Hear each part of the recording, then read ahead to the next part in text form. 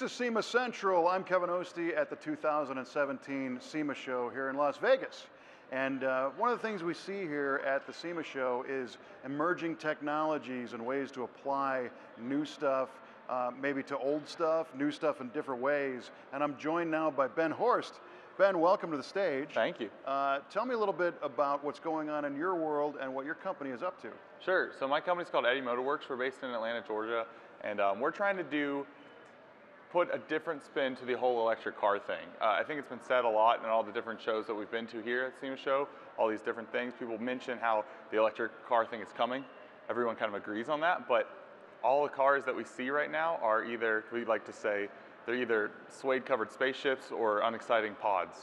That's kind of what the electric car scene is right now. So my company is trying to do everything else. So we do conversions where we take old cars, convert them to electric, and we resell those to customers. Our most recent car that we have here, it's out at the Maxxis booth here, it's called the Electro Set. We partnered with a company in Atlanta called Exomotive who builds a kit car chassis, and it's regularly a Miata power chassis, but we made it a Tesla Model S powered vehicle. So all of the power of like a 4,500 pound Tesla Model S and a 2,000 pound little exoskeletal track car thing, it's wild. That is wild, and it gives me a lot of questions because even the heavy Model S is a screaming performer. Yeah. So this thing's got to be insane. It's insane, yeah. So we started with a Model S 60, so the smallest battery one, smallest power one, but got all of that into the tiny little car. So you can still get the acceleration, 0 to 60 is under 3 seconds, still get all that crazy stuff. But the thing that you kind of miss with a Model S, if you've ever driven one, is it's like as heavy as a Chevy Silverado. So I mean, yeah. Not great handling performance, not a lot of driver feedback, not very intuitive steering, all that kind of stuff. So we brought all of that back, which is a common sports car recipe, but then just added the electric powertrain into that. Now, when you say we just added the electric powertrain into that, there's certainly more to that. So tell me about the process. Like, where did you get the stuff? Did you start with a donor car? Is this new stuff? How did it work?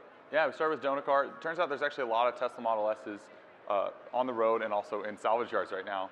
As with any car, they get crashed a good bit. The difference is, when a new Corvette gets crashed, somebody pulls the LT4 out the next day. So there aren't a lot of those that you can go grab, but with all of these Model S's that are getting crashed, not a lot of people know what to do with that tech yet. So we worked with a guy over in Switzerland who helped us hack the motor out of the car with software, all the code required to actually make the motor think it's still in the Tesla so it spins just the same. So that was the challenging part for sure. That is fascinating. And when you worked with this individual, is this a proprietary package through him? Is this now your technology, or is this something that other people can get their hands on? Yeah, that's a great question. So he builds a board that handles the very low-level, complicated CAN bus communication, and my company's developing right now a kit that kind of wraps around that and makes it even more plug and play. So our goal is to make it so anyone can grab these awesome motor battery systems in these cars, put it into like a 30s rat rod if you wanted to, and make it easy enough so those guys who are incredible fabricators and builders but don't have the software background can do it really easily. So what is your company selling?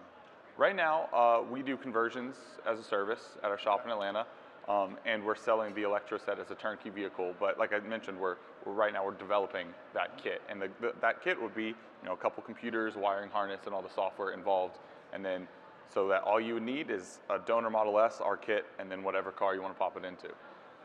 It's fascinating. It's bad because the wheels are turning. Yeah, right. A whole new opportunity of cool cars just becomes available. So you're here for the first time, is that correct? It's our first SEMA show, yes sir. So tell me what you think of the show. Oh, it's wild, man. So we were part of the Launchpad competition. Awesome. So that's for under 40 young entrepreneurs in the vehicle space. So we were finalists here. We got to pitch on Monday.